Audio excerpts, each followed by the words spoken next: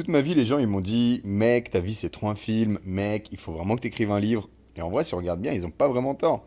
Ça fait 4 mois que je voyage et depuis que je suis parti, j'ai déjà failli passer 10 ans en prison en Chine. Ensuite, j'ai descendu 1000 km en stop à travers le Vietnam. Et pendant cette expérience, j'ai participé à un mariage. Je suis monté sur scène et j'ai chanté un karaoké devant les 800 invités. Sinon, quand je suis arrivé en Thaïlande, j'ai passé 2 semaines dans une auberge de ouf.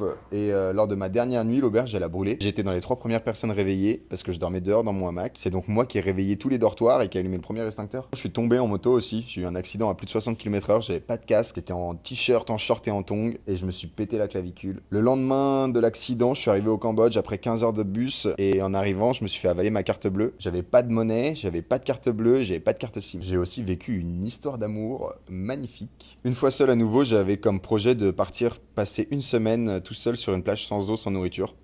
J'ai tenu qu'une journée.